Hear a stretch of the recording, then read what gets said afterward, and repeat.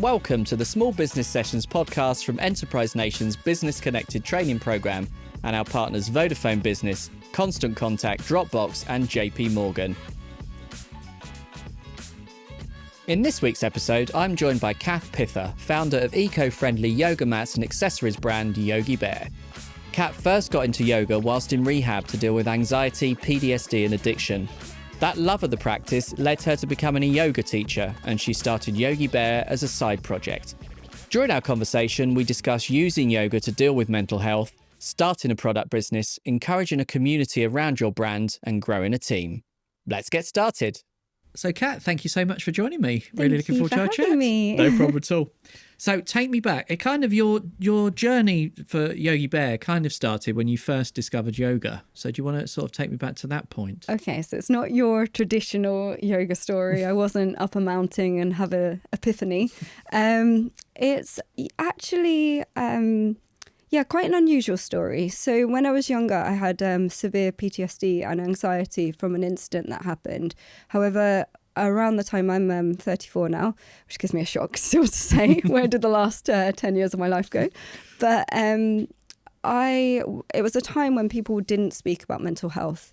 It was very maybe displayed in film and media as like all girl interrupted, but we didn't have in our everyday verbiage, mental health terminology and support. So I struggled with it silently, not knowing what it was, just feeling like a hummingbird a lot of the time. And unfortunately, I took a bit of a wrong turn and tried to self-medicate in my late teens with sort of substance abuse and ended up in rehab. And rehab is not how it is in the movies at all. It is incredibly boring. There's a lot of sort of clock watching. However, the favourite part of rehab, if there could be a favourite part, was a lady used to come in and teach us yoga. And once a week, and she would come in and she'd be wearing Jim Morrison t-shirts. And all of a sudden, she came in and it was like Peter Pan and his shadow coming back together for me. It was the first time that all the white noise was switched off.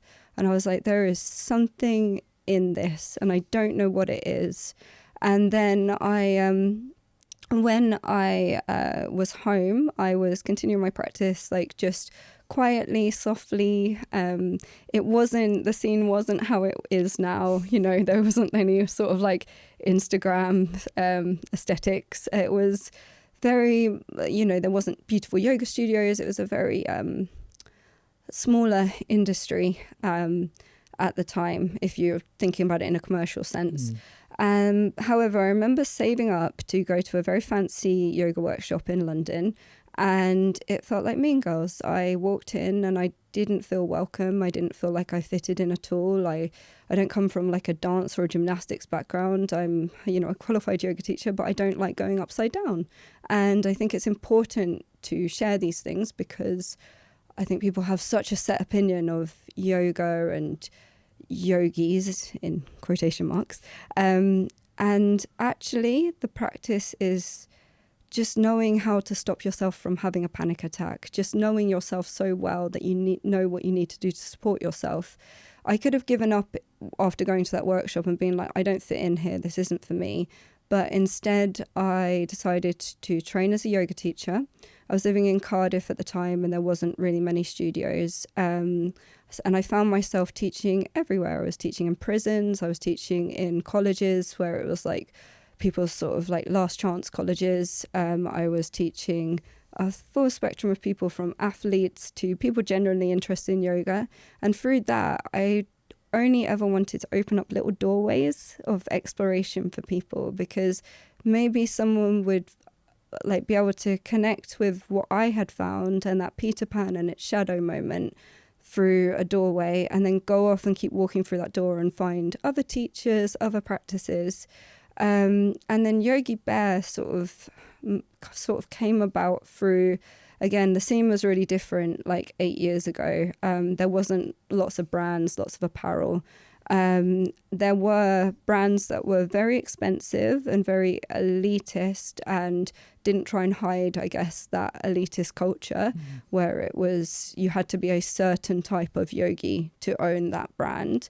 or there was a lot of toxic plastic rubbish out there that never made sense to me, because a lot of the practice is about connection and appreciating our place here on this planet, and you're sitting on probably the biggest piece of plastic that you own. And it just never made any sense. So I started Yogi Bare as a little, I guess, side project. I never expected it to be the main thing. A lot of people that I taught didn't even know I was sort of working on that on the side or doing that, but I channeled the same ethos that I brought to my approach to teaching and yoga into the brand. The whole phrase is "come as you are," and even the brand is just supposed to act as a doorway to whatever you want this practice to be. There's no dogma, there's no expectation. It doesn't have to be super hardcore, but here's just a bunch of products to support you however you want to take this. Just to say, for those that don't know, it's yoga mats and yoga accessories. So I make all sort of eco-conscious. We've got really great charities we work with, recycle schemes, and it's more than that though. It's the community. I always kind of forget that it's a product brand because it feels so much more. So that's great. We're going to get onto the incredible community you have in a bit, but obviously a product business is tough because you've got to make products. You've got to produce products, sell the products. So how once you come up with this idea, how did you go about getting those products made? Particularly, like you say, you're taking on, the sort of the plastic side. You don't want to be like that. So how did you go about getting them made? I mean, much to my parents' disappointment, all of my life savings. Right. But I think I started small. I started slow. It wasn't the main hustle. I was working a different job at the time. I was teaching yoga on the side, and then also this on the side. And I think people sometimes think that they have to jump into their venture 2 feet, otherwise they're not committed. But personally for me, and I know for many others, you'll work like you've never worked before, but it's always the way. If you believe in anything to get it off the ground, you're going to be working every hour under the sun. But for me, just taking that financial pressure off of myself, so I could afford rent and food, by having my bridge jobs, meant that I could approach my business with non-grasping. So I wasn't making panicked and rushed decisions. I could actually have perspective, because I wasn't like, oh God, I need to pay my rent this month, something, and making knee-jerk decisions. I could take my time to suss out what a good supplier was, and take my time to sort of find out if what people said they were as a manufacturing ethos actually matched my values. It's a bit like speed dating. And, you've got to visit your factories. You've got to build a relationship with your factories, and you've got to really know what you're looking for. This isn't a case of just going on Alibaba and just being like, yep, that'll do. Just figure out the people that you're working with and build the relationship and share sort of your ambitions with them, and get them just as invested and as excited as you are, because then they're going to come to you with ideas. Hey, we've invented this new material, what do you think? Can we send you some to test? Because they value you just as much as sort of you value them. So I started, bridge jobs, starting small, knowing your suppliers, know what you want to do.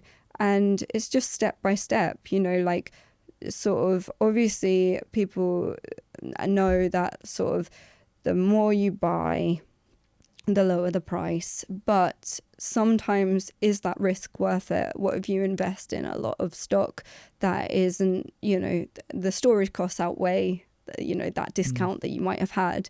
Just starting small and staggering it. There has been times in my life where I've moved too quickly and tried to do things, and it hasn't paid off, and I've caused myself and my team anxiety, and it wasn't necessary, because when you're in an anxious headspace, you start to make more and more bad decisions, and it can become a snowball.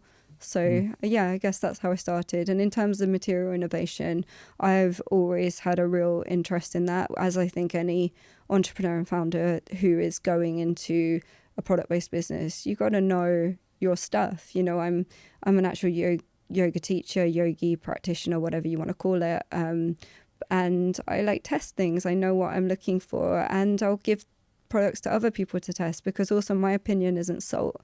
And I think I'm humble enough to say that, like, you know, in the past I've been a little bit like, yeah, like I know. And it's actually, sometimes people can show you a new light and a new way of seeing things. And like, oh, okay, I hadn't thought about that.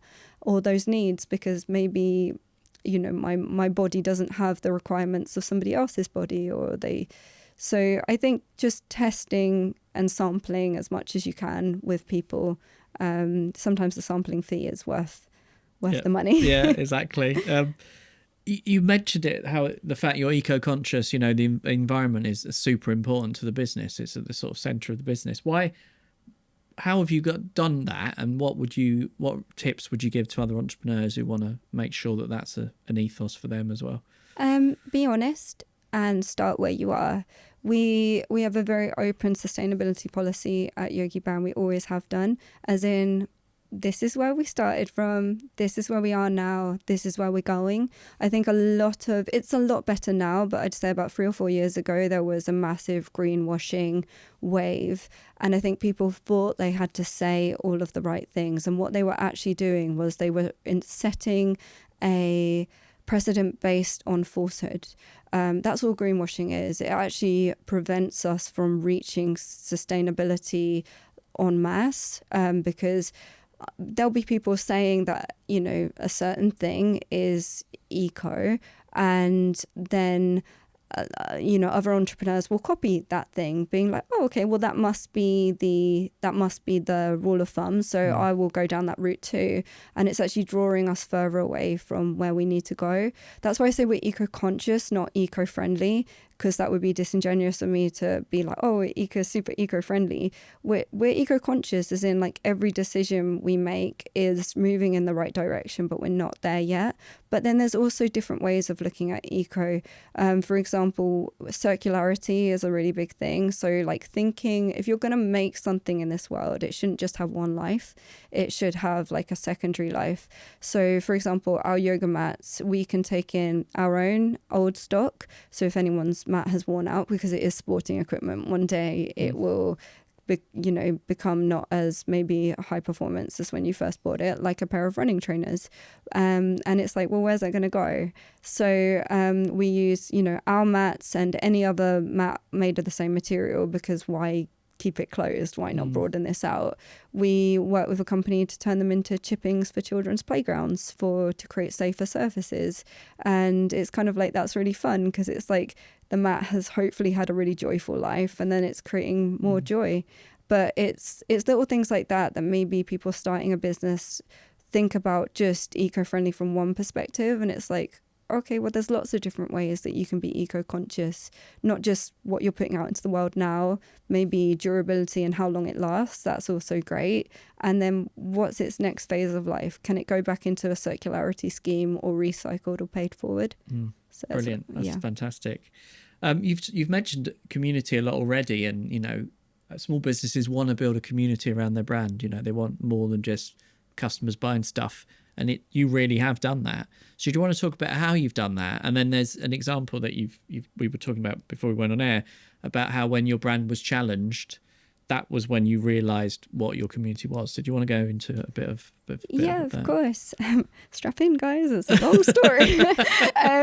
So yeah, this is I guess a longer answer, and I will never do it justice, because the community, I don't know, I often say that I'm just the guardian of my brand. Everyone else built it for me. Like, it's not my company. I just sort of like planted the seed, and everybody else grows it. Your community is what nourishes your brand. Like, and I think you'd sort of be it's not a nice phrase, but be a fool to forget that. It's other people that build your business, not you. You just create the infrastructure for that. I'm very lucky with Yogi Bare in the sense that, like I was talking earlier about doorways into this, like, it's a very unusual brand, because it authentically sits in the surf skate community, but it can also sit in boutique wellness spaces. It can work with the music industry. It can very organically work with like heritage brands, high street brands, sporting brands. Like we did a collaboration with Liverpool Football Club to support men's mental health. There's a lot of places that it just organically fits. And a lot of that authenticity maybe does come through. These are all things that I authentically love, and they're areas that don't feel alien to me. Like I feel very comfortable in the surf skate industry, just as I do in the music industry. And I think for me, like everybody can benefit from just a brand that says, hey, like wellness doesn't have to be pretentious. It is for everybody, so everybody can do more of what they love for longer. And I think like I've been very lucky that so many people resonate with our approach to wellness. It feels inviting. It doesn't feel exclusive. It isn't about what you do with your body. It's just about if you're remembering that you have a body that needs looking after, even if that's just like putting a hand and feeling your heartbeat under your hand. So I feel like that's really rippled through in who we are.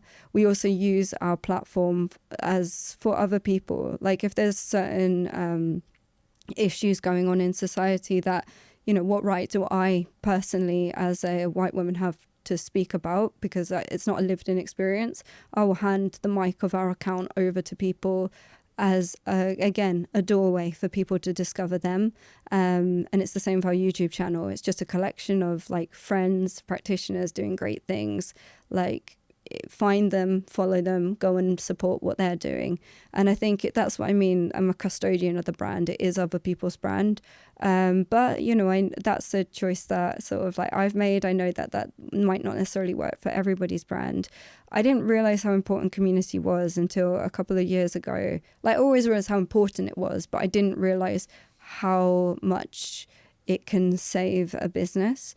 Until a couple of years ago, we were challenged by a very, very, very, very, very big business. It was like Harry Potter, letters were coming through the post box at a million miles an hour. And it was due to our logo. I am essentially, I'm a SME. I'm not like cash rich. Our cash flow just goes back into new stock. It's not like we have a lot of money. When something scary like this happens, you feel absolutely devastated because you don't have the legal money to go up against a very big brand over something that you know in your gut and you know in your heart is very silly, and like, you know, a logo that was very, very different, but we didn't have the money to take it to court. So it was my community that made me realize that my brand is so much more than a logo. For a long time, I guess I got confused and I just thought, oh, you know, like Nike is a tick, like whereas Nike is a feeling. And I think I didn't realize that a brand is a feeling, and it's the heart response that others feel when they're around your brand or they hear of your brand. It isn't a visual marker. That stuff is just paperwork, but the brand is the community, the essence, what it stands for, what it means to be a part of that. And I didn't realize how strongly others felt about my brand, and that they felt about Yogi Bare, and that, yeah, it's a brand is a feeling and it isn't a logo. And it was like when I realized that and it clicked for me, I just was like, I'm not going to fight this. I'm just going to rebrand. But it didn't feel like giving up or giving in. It felt like making a empowered decision for myself and my brand to carry on. If I had maybe not dropped the ego and bought that, probably I wouldn't be sitting here right now, because the brand would probably cease to exist. And sometimes in a small business, you've got to make decisions like that. You've got to drop the ego. There are some things worth fighting for, of course, but sometimes like sort of walking away from something it's not a sign of weakness. Sometimes it's the strongest thing that you can do. Big thanks to Vodafone Business for sponsoring this podcast. VHub from Vodafone Business has supported over 1 million SMEs, providing expert advice on a range of topics that matter to small business owners everywhere. Access VHub for a free one-to-one consultation with an expert advisor and get support tailored to your business.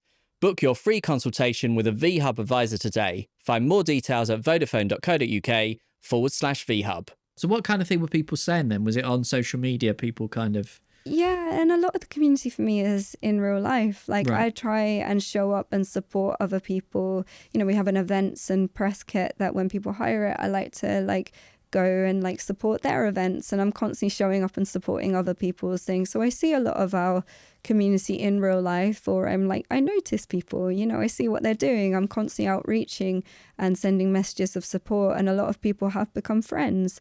So obviously when something big and scary happens, I sense check it with people. So that it was started maybe with that. Of course, like I don't like to, you know, what's the Destiny's Child song? Like my mama taught me better than that. I'm not going to trash talk you on the internet.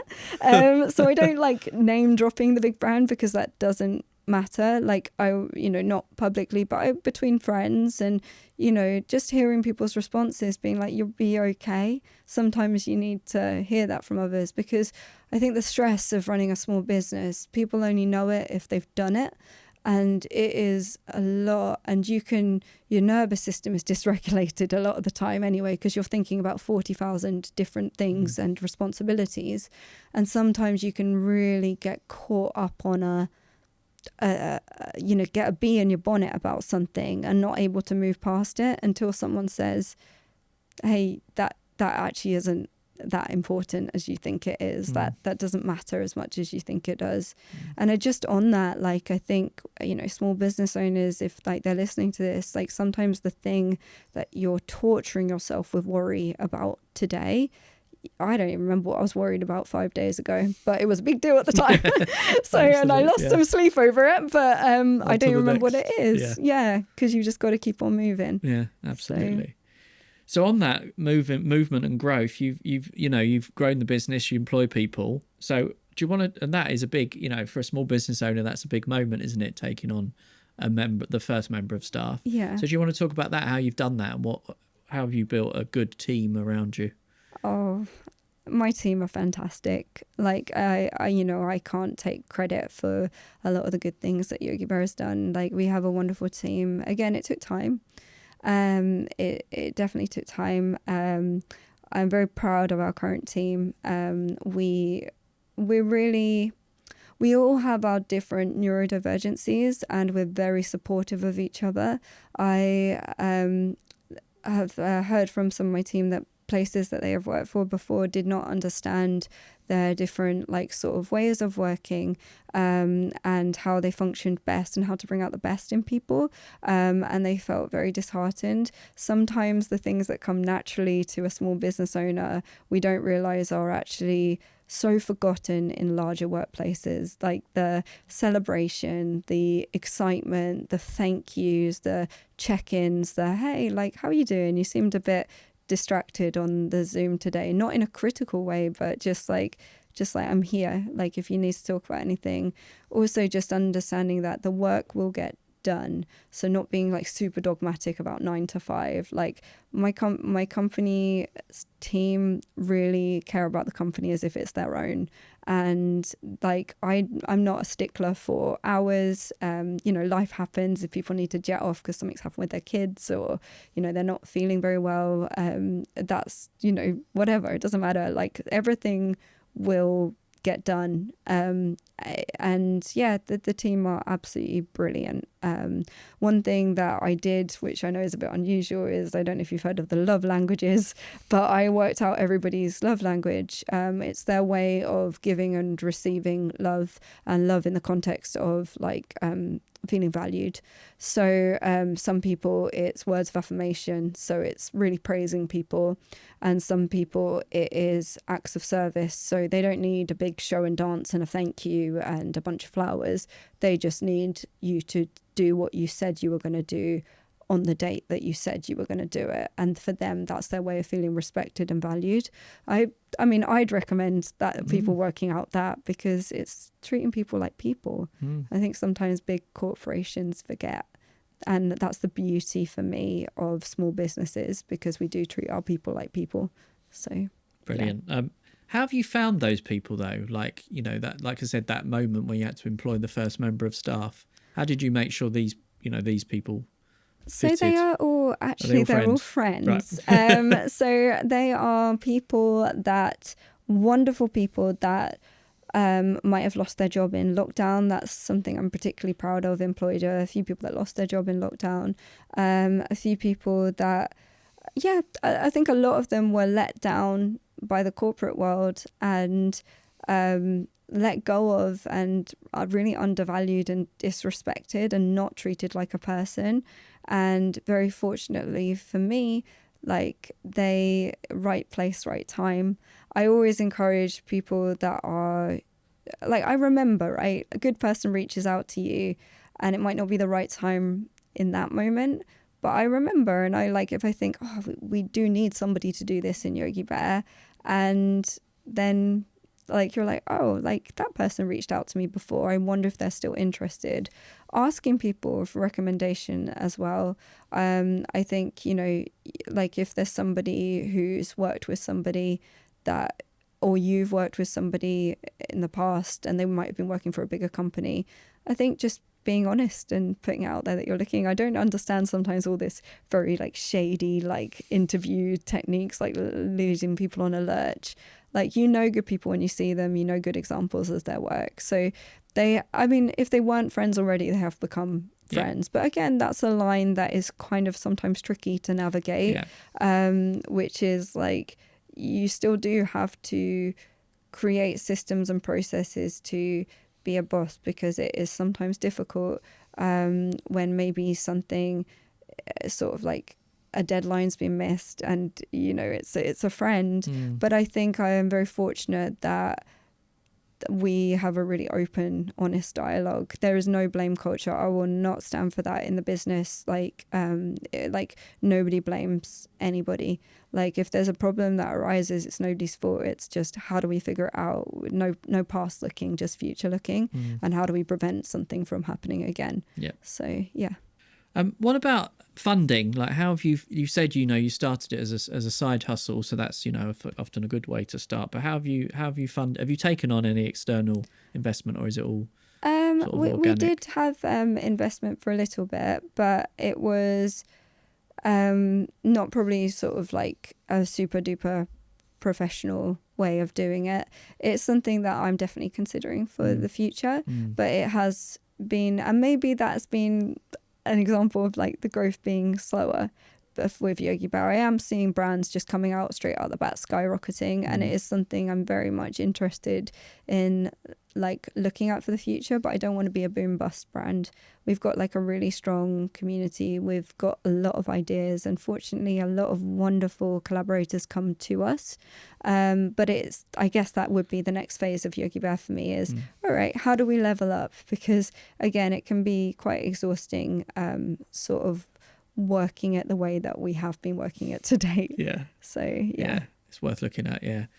You've mentioned collaboration a lot, and that has been so important, hasn't it? And you said, you know, from the children's playground chips to Liverpool Football Club, you know, those are massive. That's a massive brand there. So has that been a key part of your focus, and is that something you'd encourage? Oh my gosh, yes, of course. It has to be authentic, and it's, I think, it just seems wild to me when I think back on the collaborations we've done, but sometimes I have to check myself and be like, we know what we're doing. You know, we make what I do genuinely believe is the best sort of movement products out there, with a really genuine ethos behind them and the highest performance, and constantly innovating. So I know we're good. So it's like, if people want to move into like the movement space, then like working with us comes with like so many benefits. But we're also a highly creative team, and we think outside the box. It's not just make a mat and be done with it. With Liverpool, I mean, that was a bit of a cheeky one. I don't really know how that happened, but well, I do. It's a bit embarrassing, but I'll tell you. So there was Mo Salah did took a selfie, and somebody sent it to me, actually one of our community, and was like, is that a Yogi Bare mat that he's lying on after his workout? And I was like, it actually is. So I took a selfie of me doing exactly the same thing in my Liverpool shirt, and you know, sometimes it just takes a cheeky email, but also an out of the box thinking. So obviously Liverpool's phrase is, you'll never walk alone, and that really, that really hits, like that's a really, I've had personal experience of like loss because of male mental health, and it's very, very, very hard to be a man in a world which is so toxically masculine, and just having the opportunities to speak. So it wasn't just pitching, hey, let's do a You'll Never Walk Alone high performance movement, Matt. It became so much more like a mental health project. We had a bit of guerrilla marketing where we put beer mats in lots of pubs with a QR code on the back that, like little ways of talking to your mates to ask how they are, because sometimes you don't know the right words. And some of the QR codes were breathwork exercises, meditation, but not framed in a typical meditation way, like getting an athlete mobility instructor to sort of teach breathwork techniques and goal setting and stuff. And it's meditation and breathwork, but not in a way that it seems too hippy dippy. And so there were lots more to it. And again, we also worked with a record label and the band Above and Beyond. And a lot of people in music, they party too hard, they burn out, they were maybe seeking things in, again, like my own personal experience in substances, going too hard, because you're trying to fill a hole within yourself. And then suddenly you hit your mid 30s, and you realize the hole never got filled. And actually, I'm finding that Peter Pan and Shadow move through movement, and they'd created an album called Flow State, which was EDM music for getting into a state of flow. And again, the mat just sort of came organically as part of that. And I think sometimes if somebody's looking to collaborate as a small brand and doesn't know where to look, it's thinking outside the box. Sometimes we think too close to home, and then we end up just spending time looking at our competitors rather than thinking, like, what is my why? Why did I start this? Who am I? Who is our community? And sort of going from there. So, and I love the fact that it was a member of your community that spotted the picture, and that just show about the power of a community, doesn't it? So you've done Yogi Bare, now you're doing another one. You're doing another startup. I know, what as am if I doing? you didn't have enough to do. What am I doing? Do you just want to quickly tell me about what's the new brand and what's the vision behind the new one? Oh, I like a gimmicky name. So this is Healthy Metal. So again, on my own sort of journey on this planet, I have, I live with anxiety. Like I'm not anxiety, but I live with it. And in living with it, I need to learn how to manage it. And in doing sort of research on things to empower myself, I stumbled across the importance of magnesium in supporting our brain. And our way that we respond to stress, the release of cortisol, and just supporting myself for anxiety. And I was going through patches of insomnia.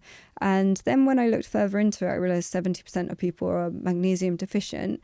The body doesn't produce it itself. It's a mineral that we have to get from either food or supplementation. And unfortunately, due to poor farming and soil quality, it's just not as available in our diet as it was before we sort of industrialized the soil.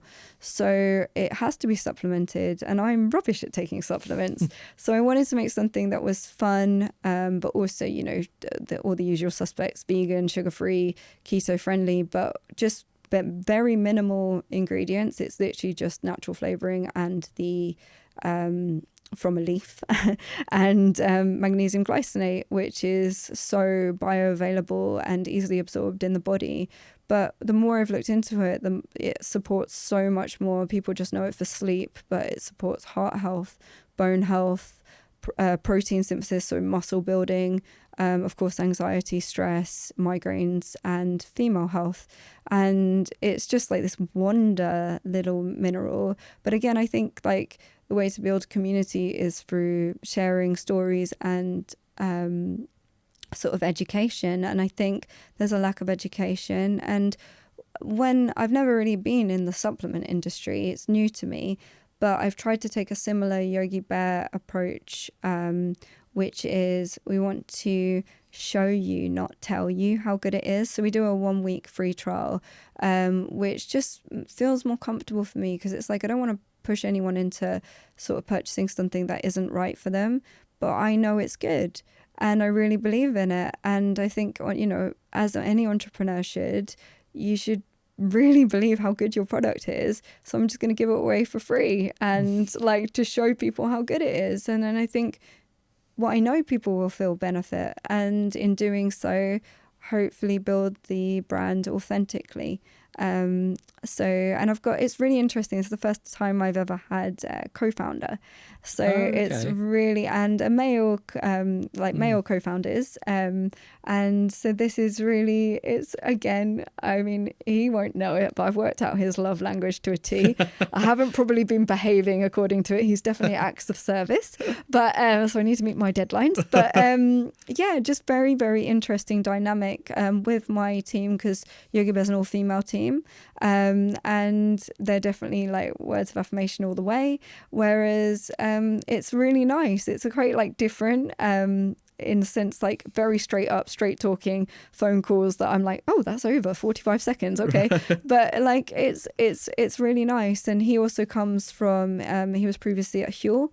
So he has, and that also lends me to know why our product is so good, because he, you know, expert in tip-top formulation. So it's very, very good. And I can be really confident that we know what we're doing. So it's quite exciting. Wow. So how are you managing that now? I mean, you've got a team for Yogi Bear, so I guess that helps. But how are you managing running 2 small businesses? ADHD, baby. Right. That's superpower. Yeah, that's superpower. So procrastinate and hyperfocus. No, it's something that I'm actually having to learn to manage, in the sense of I have a tendency to bite off more than I can chew and then sit and worry about it instead of being proactive. I think it's just being honest with myself and knowing this is how I work best.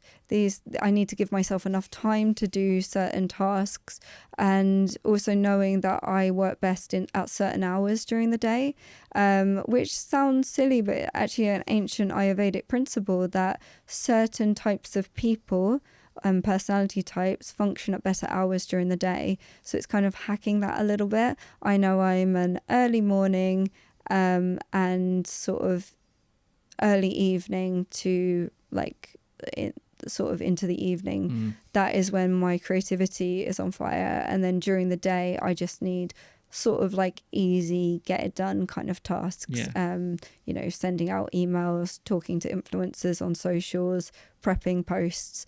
That kind of thing is definitely more of a during the day task. Whereas when I need to sort of like really get my teeth into stuff, it's knowing how I work best and communicating that. Like I say, I've got a co-founder that it's that, and having a co-founder is very different to having a team.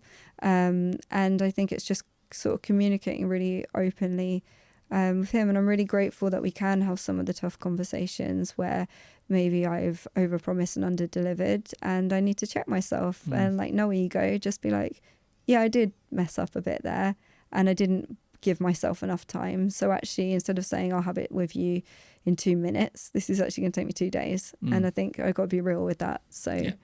No, that tip about knowing when you work, super important. I'm not a morning person for creativity. I think I'm the other way around. And I often go quite late when I have to write, you know, because I'm often writing. I tend to sort of mid-afternoon, and then I have a bit of a... so you don't have the mid-afternoon slump. No, I don't know. It was so often my partner's like, oh, you've started writing at 5 again, haven't you? I was like, sorry. But I think that's really important to know, because otherwise we sort of sit there and try to adhere to bunny ears, normal working hours, and we're actually like only living a half life, because instead of just knowing, oh, screw it, I don't work well in these hours, so in these hours I'm going to go for a walk, I'm going to, you know, do like things that I want to do to support myself, like whatever that might be, just like, even if that's just catching up on a Netflix series, like if you allow yourself permission just to be in those hours, instead of sitting at your desk being like, I should be working because these are what are deemed normal working hours, and then just make your schedule work for you. And again, that's the beauty of being a small business owner, is you can do that. So whereas I think, you know, especially as Yogi Bare started to grow, and I found myself having to navigate trying to fit myself more around potentially like working hours with maybe people we're collaborating with. But I also know that I can't do that every single day of the week. Some days of the week I need to have days that completely fit my style of working, and then maybe 2 days of the week I'm on whatever hours and needed. I think it's just being kind to myself and knowing myself well enough. Absolutely. Well, unfortunately, we've come to an end. I feel we could have talked for hours more, but Kat, it's been amazing. Congrats on your journey so far, and I look forward to seeing what you do next. Thank you for having me. No problem at all. Thank you for joining us on the Small Business Sessions. You've been watching Enterprise Nation's Small Business Sessions podcast, powered by Business Connected and our partners Vodafone Business, Constant Contact, Dropbox, and JP Morgan. If you've been inspired during this episode, head to enterprisenation.com/business connected to register for webinars and to access free business training. Don't forget to like this video and subscribe to our channel, and we'll see you next time.